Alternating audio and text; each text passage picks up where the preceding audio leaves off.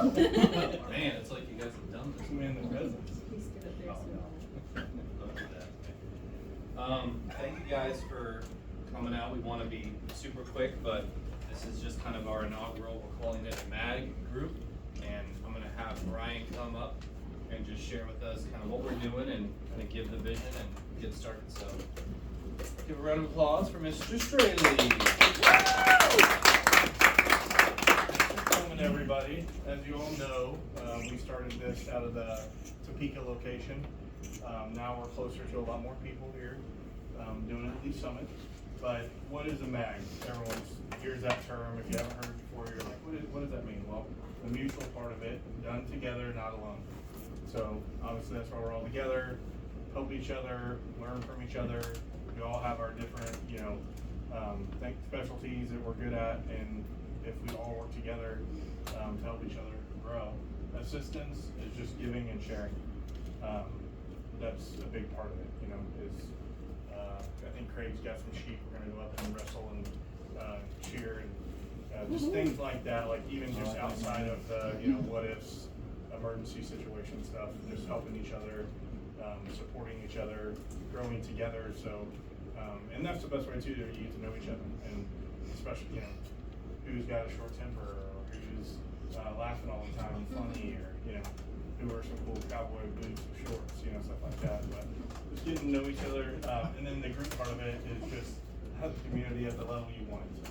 So whatever part you want to, if you want to come help with the sheep, great. If you don't, if you want to help Angelica make some amazing chicken for the next one, or help Mike with this amazing bread he brought in, or Chris fixing up some of the guns or whatever. It's just at whatever level you guys want to be a part of this and give whatever part you think you're good at or want to be good at or learn. That's really all we're asking of you. So, Yep. Thank you. So, the quick background for those of you who may not know exactly what we're doing or why we're doing it. In January, Zach, Craig, myself, Bryan came a little bit later because we weren't sure about Bryan yet. We started getting together last fall, and you kind of tell a really good story of like the view you had, Zach, on your deck one of the late summer, fall. Could you kind of tell us that a little bit of kind of what you saw happening? It was just kind of a community that I had chosen me and I had chosen them. I'm the oldest of 10 kids, 7 brothers, but it was kind of 4 or 5 brothers that I, been given by choice and been able to find and kind of cultivated by Kyle and other people. So you can have a bunch of brothers but still feel like you found another family or a bigger part of your family. So we were all it was the Kansas City Breeders' Club, as I jokingly called it. We had 12 or 13 kids across 4 or 5 couples, but it was a lot of family, but we weren't all blood. And that was happening at Craig's house, at Zach's house, at my house. Call Angelica and give her 4 hours notice that there was going to be 15 kids and 5 men pretending to work in the backyard. And we didn't realize it, but we were kind of just putting ourselves together as a community. And then in January, we saw that Patrick and the Midwest Preparedness Project had started to do monthly get-togethers in Topeka. Most of you know I'm not a Kansas City native, but I have learned I do not like the drive to Topeka. But to find more of those brothers and sisters who are by choice, not by blood, we had been to some of their festivals, and we knew that this was a group of people that we not just vibed with, but that held the same values. And so we started going. I brought, I think Titus, my son, and did you come with me on the first one? And Patrick, what's the number, the pounds of macaroni that we learned how to? 1,900 pounds. 1,900 pounds of macaroni got turned into long-term storage. And then one of the other ones was how to quarter up a chicken. Another one was on how to set up and vet your own group.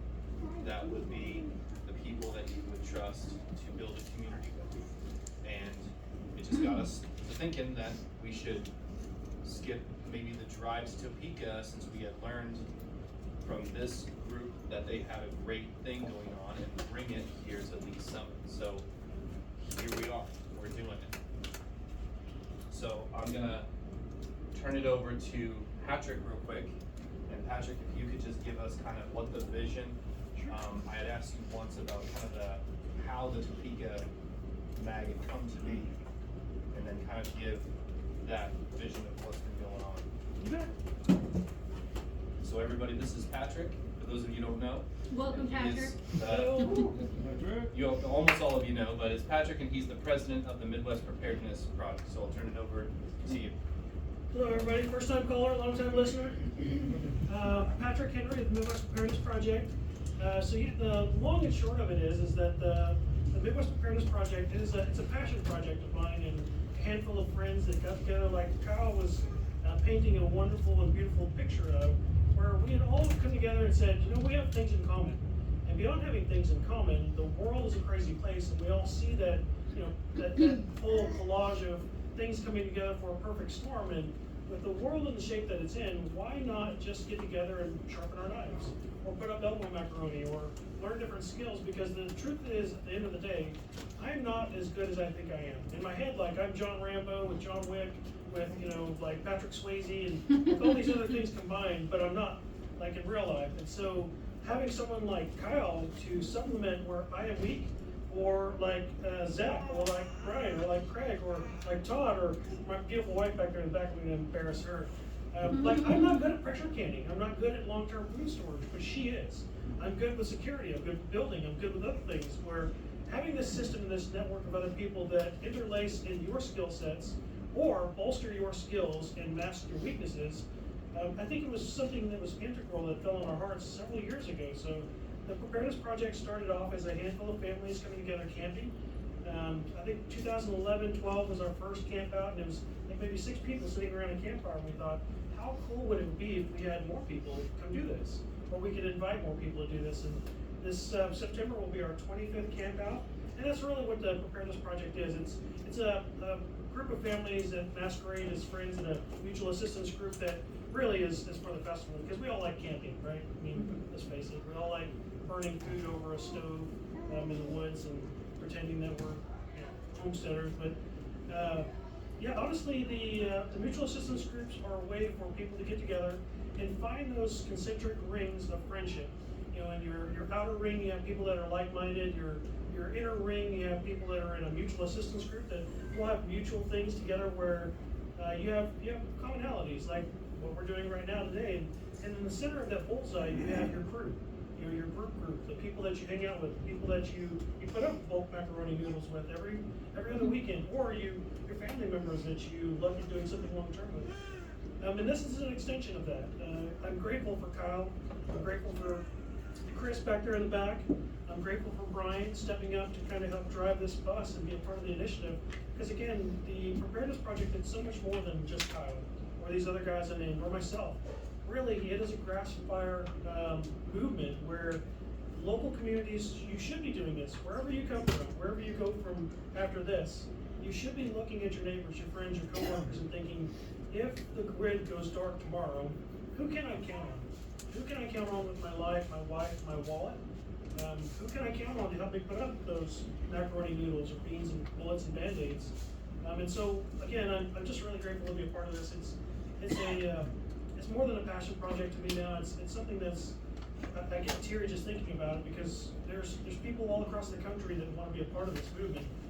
And it's guys like Kyle and Bryan and Chris and Zach and Craig that are helping to drive that initiative, and the Todd. Can't forget about the Todd. So I think that pretty much sums it up. How many people showed up to the last camp out? Oh gosh, so the last camp out we had in spring was our 24th event. The tally was just shy of 600 people that had come through over the course of a 3-day weekend. We raised, I think between us and the vendors, it was like $45,000 in cash that changed hands out there between people. And this is a free event, mind you. We don't charge a penny to get in. It's all paid for by sponsors, or by opportunities where we will get prizes and then raffle it. We can't say raffle. We sell. We waffle them off with opportunity tickets. Thank you, Kyle. But you know, it's something that's grown in spirit. There's a group that's looking to film a documentary about us now. There's all kinds of craziness that's coming from this. Easy, Todd. He didn't like that idea. Drinking water, it's always dangerous. Yes. You never know. I choked on water sometimes too. Yeah, it was a beautiful weekend. So, the basics of what we want to do here is just make you guys aware. There is the Topeka Mag, that's going to be the third Sunday, some kind of like in front of the video. There also is the Preparedness Festival, so I wanted to invite all of you guys to consider coming out to the woods and camping alone with us. Keep your clothes on. But there is a lineup of speakers, so I just wanted to run through this real quick. I don't fully know all of these names, but you've got the Bohemian Prairie Alchemist. It matters what you put on your skin. They're gonna over lunch have the Rebunked podcast. Then at 1 o'clock on Thursday, introduction. I'm gonna try to say this word correctly. To tinctures, almost. And medical plants.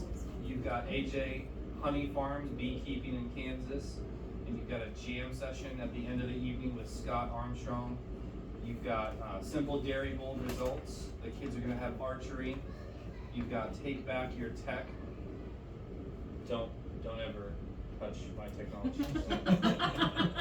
Well, I'll skip that. I'll go to that one, but don't touch my phone.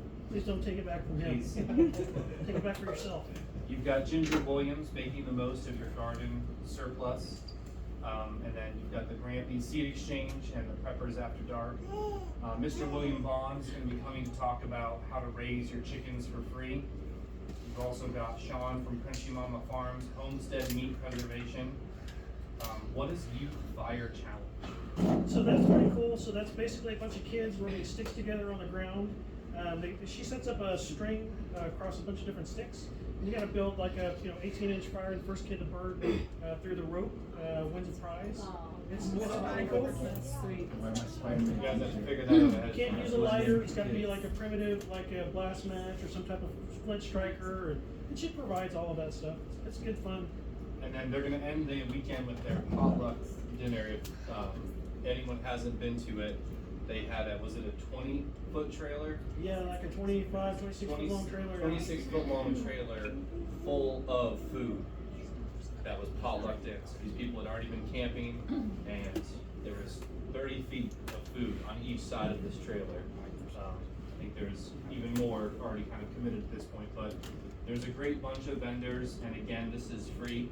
Scan the QR code to sign up if you want to have camping space. Otherwise, make the day trip out there. But a lot of great, and what I really enjoyed is these vendors. They don't get pulled out of their little air-conditioned trailer, hop on a stage, and then go away. These people are literally out there camping with us. They're available. Mr. William, I didn't even know he was the vendor that he was, or the speaker he was in the spring, but he had a booth next to mine, and I'm trading him knives for some of his knives, and we're chatting, and then he was like, oh, and he pulls the microphone out of his pocket, and was like, I have no clue how to do this, help me. And then he goes off and talks about permaculture and the different ways they're using the earth to do regenerative farming. So you'll end up with a lot of great network contacts, a lot of great people to meet out there, and it's just a great experience. So I want to advertise for you guys to come and be a part of that. And then obviously we're going to be here the fourth Sunday of the month, and this one is a potluck. What we're going to do is every month, it won't necessarily be a potluck, we'll actually be doing training classes. And like the macaroni, that was one of the ones that Topeka did, where they actually taught you about the science behind the long-term storage and how to use the Mylar bags correctly. One of the ones that they also just did out in Topeka was we all got certified by the tourniquets, those little medical devices to stop bleeding. The gentleman that was it, Gary Williams. Mr. Gary Williams came out, and there's actually an online course that you can do, and so he presented to us how to use the tourniquet. He had tourniquets there for us. they had the bags of blood, and the people were going through and learning how to use it correctly and getting certified to do that. So life skills, that's what we're doing here, the stuff that probably would have been taught in school 100 years ago, but some of it's not there anymore. So as we appreciate your time, the last thing on my agenda before we kind of open the floor for questions is we just have these little surveys, and we'd love it if you guys filled it out, gave us kind of your thoughts on it. But other than the survey, I wanted to know if there's questions, and now is the time for those questions. Just a fun fact from that last class that Gary Williams put on, the Stop the Bleed class, the fastest time in stopping the bleed and saving someone's life is sitting right here. She beat me by how many seconds? I already know, it was like under 5 seconds she got the bleed stopped, so. Wow. She saw Dang, me, she said girl. I can push that. Yeah, I was like, wow, like, I was gonna say if the record was 50 seconds. Oh, thank you. I forgot. Reagan's on the medical team automatically. Automatically. So you're filling out the surveys. We're just looking at questions for what you would want us to do. If you want to teach something too, like we're not here to command the content. We want it to be applicable to you. So if you want to teach something, or if you want something taught, that's what the surveys are there for. But outside of the surveys, are there any other questions or comments? Yes. On the Facebook post, I saw you mentioned something about homeschooling, so Homeschooling is definitely a part of it. So Craig, behind you, and his wife, they're actually putting together a little bit of a homestead homeschool. Craig, do you want to take a few moments and just share what that vision you and your wife have? Yeah, it's taking a little longer because we're also planning our wedding in our house. So it'll just come up in like 2 months. Which I'm responsible for, by the way. Plan the whole thing. No, just making sure you can get married. And just making sure making sure it actually happens, that I show up. But we're opening up an at-home homeschool / daycare, faith-based, outside-based, just life skills, and based off of a curriculum that we found called My Father's World when it comes to the actual schoolwork. But and just, we have a philosophy that really most of the answers are found in life, and where you find God is out there in nature. When you busy your hands, you busy your body and your mind, and especially with community with those kids. And then there's a natural, we're accepting kids up to like, I think, 13 or 15, as young as like 3 or 4, and just when you find that natural hierarchical dependability on each other and let it blossom, that hold parents' night outs, watch the kids and the parents, and then hold similar kind of classes like this maybe, things like Sydney's into a lot of the same things with Angelica, a lot of crunchy stuff, and help teach parents that maybe, they're in the corporate world and they just don't have the means to quit their job and keep the kid at home, but with someone they can trust and knowing what's happening there, have their kids with us. And then on the side also learn some cool stuff. I'll teach them how to throw axes and knives. So for those who don't know, Craig and his wife have bought a huge house up in Kearney.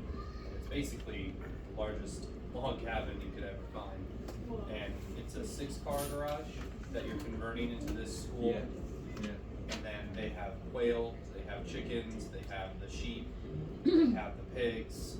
Duck. Soon comes the Jersey cow. Yeah.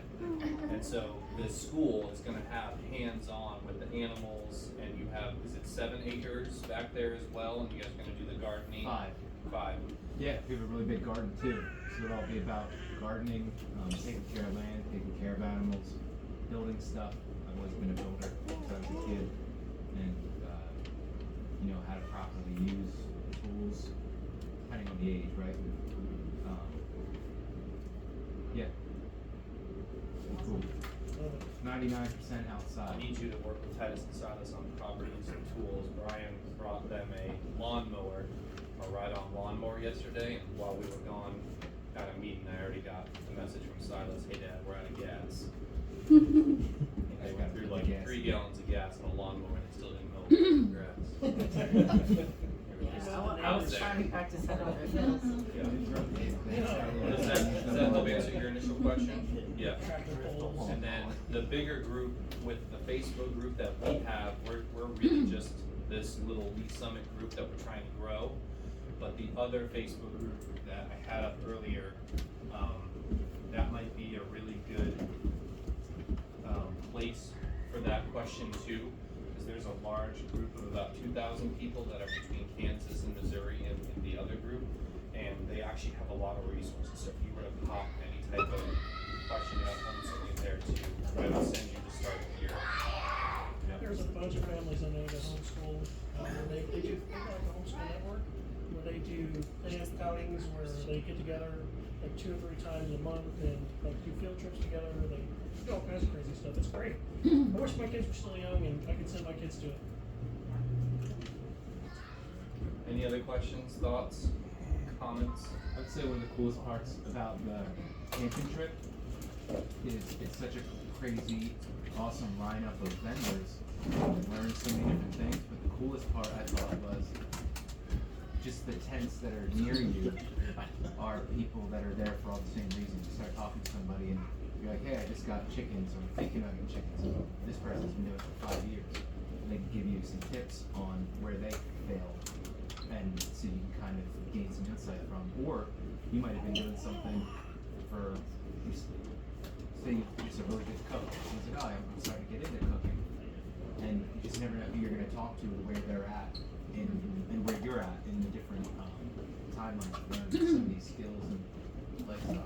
That was my favorite part. I've never been to a camping trip where usually shoot the breeze at somebody about something kind of casual, but each person I talk to is like, oh, don't do this, skip that part, do this, let me show you how we did it. Or, super cool. Getting right over here, Jesse with the bees, he's been doing it for about a year. I talked to a guy there that's been doing it 3 years, and there was a guy there that's been doing bees for 12 years. So I got so much just layered information on it. Because I've never done bees and think about doing this.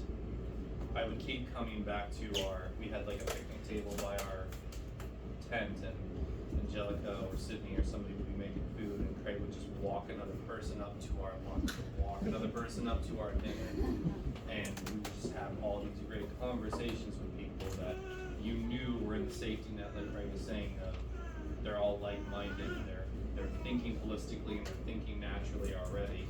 Yeah. And that knowledge, you could cut through the small talk quickly and build relationships with people. It's a really good time. Yeah.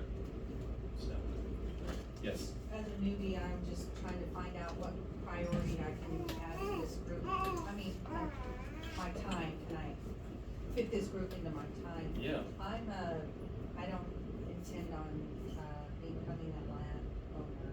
Mm-hmm. Do you have city folk around here or? Bunch.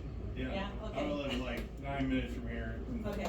I'm born and raised in Lee Summit, and the thing I love about doing this, a group like this, and you know, when you, like, I love what Patrick said about, you kinda got a 3-ring a circle of group of people, you know?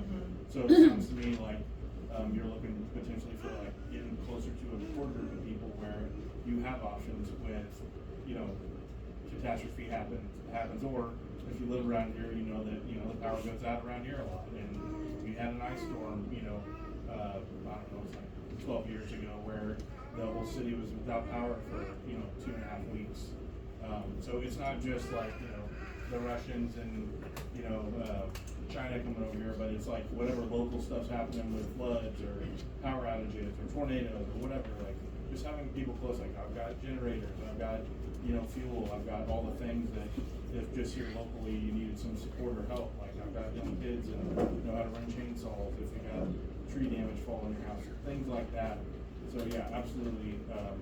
And then knowing people too, like, you know, Craig and other folks that aren't too far from here that have more land, that if we do need to kind of get out of the city and away from the crazy, to have a place to go where you feel safe, and it's like, you know, meeting together once a month, you get comfortable with these people and you feel good knowing that, you know, and obviously we want you to prepare and start to get a bag together and things like that as you go along, like we'll go over that stuff, but just, you know, tomorrow, if something happened, someone you could call and you got help and support for people that, you know, were gonna love on you and take care of you.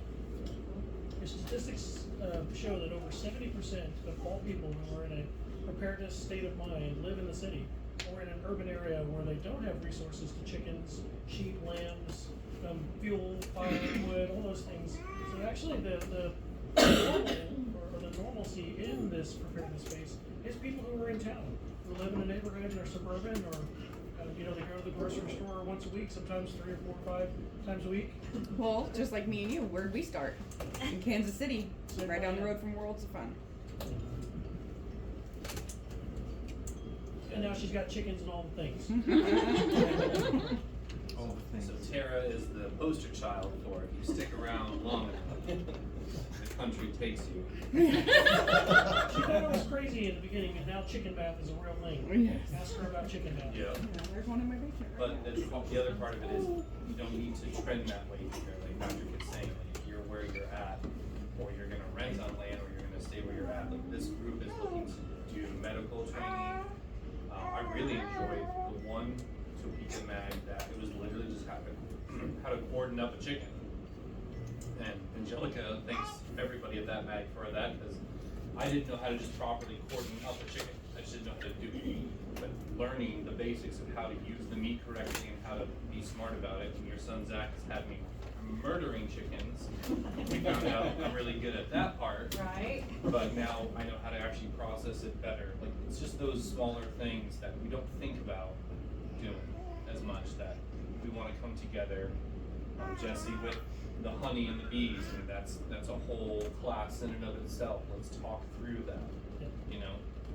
Kyle talks a lot about tribe, and that's a perfect word because, you know, as a group of people that are here to love each other and support and whatever that means, you know, whatever that means, that's really holistically what we want to, you know, become. Finding your tribe. One of Zach and my winter adventures for everyone who doesn't know is he's got the 5 boys, I've got the 4 kids, and it was pretty crazy snow, so we grabbed my truck and his SUV and literally we made our kids, remember the ice that came down before? We had the kids going door to door with flyers in this one neighborhood. Dude, we fell And- so many times. they're There was slipping these up cul-de-sacs these were driveways, up trying to hills, put and we would flyers on just- people's We doors. would accidentally There's slip no and we would shovel. fall all the way down to the ground. It was like, oh man, that is so hard to get up there. My It was favorite is- literally asking us. My favorite is Aria, my daughter who's running around here. She makes it halfway up this 6-car, 7-car driveway and falls. And she's in a snowsuit, so she's fine, but the snowsuit has her go all the way back down. And she gets herself up and dusts it off, and she just like, hands on her hips, she looks at this driveway, and she just goes, no. And she just walks up the person's grass instead. It was like, okay, I'm getting this flyer on this door. But then the next day, it snowed pretty hard, and Zach and I had 9 children in 2 vehicles, and we Yeah, got $600, shovels. right? One guy gave us a snow blower while we were out there, and we were doing driveways in less than 30 minutes, but it was so funny, because we'd make the older boys go up and negotiate with the homeowner for the price, and they would give a thumbs up back to the vehicles, and these 8 other Oompa Loompas would get out and start shoveling, and all these old people were like, holy smokes. One lady was like, asking us if there are kids and like this is slave labor. We had to calm Karen down a little bit. But it was such a great experience for the kids and for us because in a situation where people do get locked out from snow, we're showing the 9 kids like, hey, this is what we do. Yeah. We are people's people. And not everybody has that. So that's what we're looking to do here. That's the definition of a tribe. Mm-hmm. They're motivated by hot chocolate. I think they'll pick up the tribe part later. I think out of the 12 driveways, those kids were walking like $40-60 a pop. Yeah. And then the older boys were like, do we need the little ones? Yeah. There's a sliding Capitalism scale, right? came Yeah. in quickly. Yeah. Realistically, The labor union was I could angry. make more money if it was just 3 of us. Any other questions, any other thoughts? Great, well, I'm really done talking, supposedly, but Patrick has brought us a few things to give away. So we're gonna see if this works. Hold on, don't look at my work screens. When's the next meeting in August? That is gonna be August, I think it's 24th, let me confirm for you. I did not, that was on my list to make and I didn't, but I will pull that out right now. Something else that I've mentioned too, we're gonna be, if you guys are familiar with this area, there's a historic Longview mansion in New Summit. And so occasionally, I've got dates with Kyle that we're gonna be meeting over there to do our potlucks over there. And this will be more of like the training, area, you know, for the monthly meetings, but. Still not that far away, it's not Topeka. No, it's not, no, at all. So, August 20, Monday, but my calendar's different. August 24th, we'll be here, and I'll pop the Facebook event, Dana, once we get out of here. I'll be here then. Aw. I'm out of town training that weekend. Training? Alright, well, you have a great time while you're training. I sure will. Is that work training or other fun training? It's personal training Sweet. in my field's expertise. That's awesome. Yeah, I'm excited. Do you want to share with the group kind of the daughter's defense and kind of what you do with that? I will say that I am a firearms instructor and I do train. I focus a lot on women, but I've kind of taken 2025 kind of off. Been working on myself, which has been really good. This will actually be the weekend that I'm gone in August. I'm doing more training for myself. So, but I do teach firearms. I've got into it in 21. Kind of accidentally got hired at a range during COVID because you know everyone's taking a run at the gun stores. I was working in South Florida, and I just saw such a need for women in the space because you get these dudes, you know, telling women. And I had a girl. I was at the range counter one day. She's like, my boyfriend told me to come and rent a Glock 17. I'm like, girl, your hand is the size of a toddler. You're not gonna be able to hold it. But here, let me find you something that will work for you. And she came out, loved the gun so much. She's like, how do I go buy one of these? I'm like, well, let me take you to a sales guy. And he was so mad that I helped her find a gun that worked for her versus what he wanted to sell her. So I just realized many times over that was the experience I was having when I work at the range counter or work on the range with these girls as I was an RSO. And I was like, I just want to like be able to help women because no offense to some of the men, they don't know how to talk to women when it comes to firearms. We're different. So it's Not just the language of teaching that's different, but a woman and a firearm and a man and a firearm may be two different reasons. Yep. There's Yeah. self-defense, but there's different versions within that self-defense, and having someone who can cater to your experience is really what led you to that. Yeah, and the thing is I couldn't tell you anymore how many women I've had where the first press on that trigger, tears ensue and it's dramatic for them, but it's not dramatic in a way that it traumatizes them, but it's so scary to have a woman that's like empathetic and understands, but then understands why that was hard for them to press that trigger and now, oh my God, all these emotions just came out of me. So to be able to walk them through that and talk to them about it and then talk to them about like why it's okay that there are emotions behind that trigger press. Because for women, it's just different from men.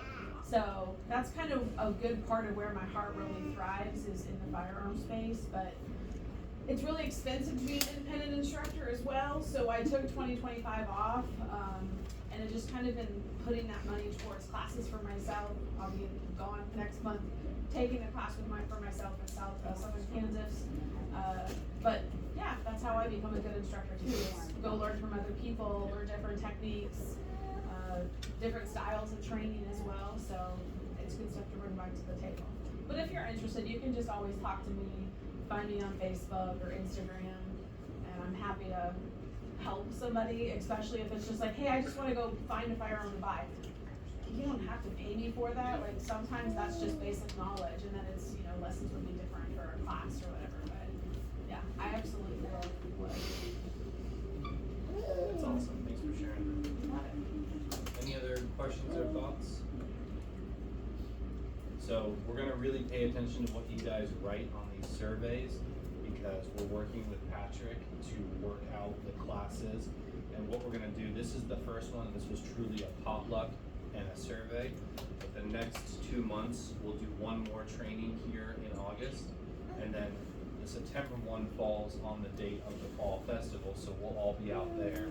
And then after that, in October, we'll do another potluck to bring people in, share the vision. And then November and December, those are gonna be close to the holidays, but we'll do little workshops to start getting ourselves aware of some different techniques and training.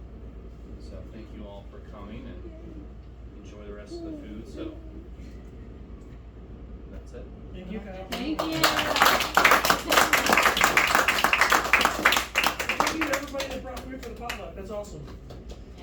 I also have some stuff to give away. So I put most of your names here. Obviously Titus's name made it to the top. Of course. I shuffled it 60 times. Fair enough. Win. Am I missing anyone's name up here before we do our giveaway? You shuffled it 60 times before your name got to the top? Yeah, well, I think that's how it was. You shuffle it, yeah, exactly. Nathan, my name's not on it. I don't see Dana.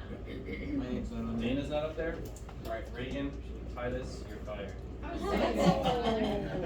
put every single name. That was the name. Victoria.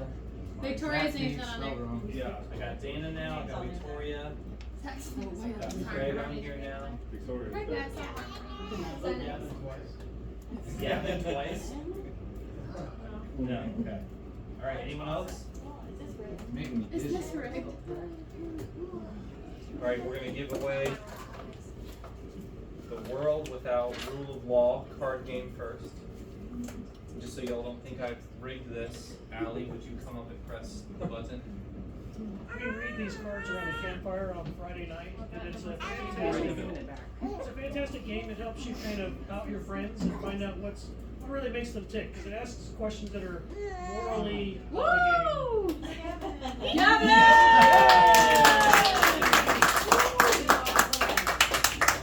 You can find out what makes your dad tick. Dude. That boy. Alright, we got the Plasma Lighter Tool. Actually, I love It's code for a flashlight that gets really hot. I'm gonna do it again so they don't think I'm rigging this.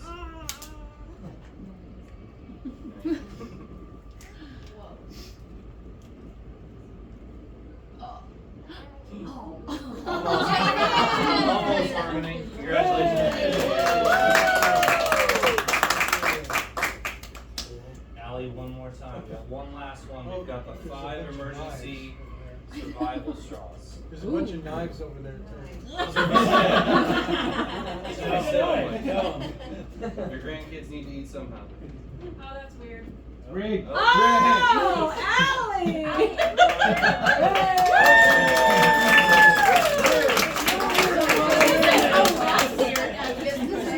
I demand a recount. Titus is fired. I paid you $30, Titus. Give me my money back. Alright, welcome to capitalism. Thank you all for coming. Have a good time. Get some food if you need it. Otherwise, enjoy chatting. Hey, Pops, what's the dessert? Dessert. I ate all the pie last night. Did you bring any? Bad place. Where would you like these? I'll take them. Please, thank you.